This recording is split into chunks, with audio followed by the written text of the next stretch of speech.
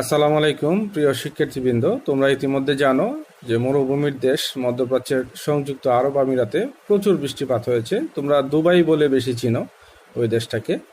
তো এটা মরুভূমির দেশ হয়, সাধারণত সেখানে বৃষ্টিপাত হওয়ার কথা না এবং খুবই কম বৃষ্টিপাত হয়। তো এখন এই যে এত বৃষ্টিপাত, একদিনে সারা বছরের সমান বৃষ্টিপাত হলো এবং বৃষ্টির পানিতে দেখো রাস্তাঘাট তলিয়ে গেছে, দোকানপাট সব ডুবে গেছে, এয়ারপোর্ট ডুবে গেছে। তো এর মূল কারণটা হচ্ছে এই যে ক্লাউড সিডিং। তো এখন ক্লাউড সিডিং মানে কি? ক্লাউড সিডিং হচ্ছে কৃত্রিম বৃষ্টিপাত। সাধারণত বিমানে করে বা উড়োজাহাজে করে সিলভার আয়োডাইড, পটাশিয়াম আয়োডাইড বা তরল প্রোপেন বা কঠিন কার্বন ডাইঅক্সাইড বা শুষ্ক বরফ, এগুলো যখন বায়ুমণ্ডলে ছেড়ে দেওয়া হয় তখন বায়ুমণ্ডলের যে মেঘ কণা যেগুলো আছে এগুলো ঘনীভূত হয়ে বৃষ্টিপাত হয়।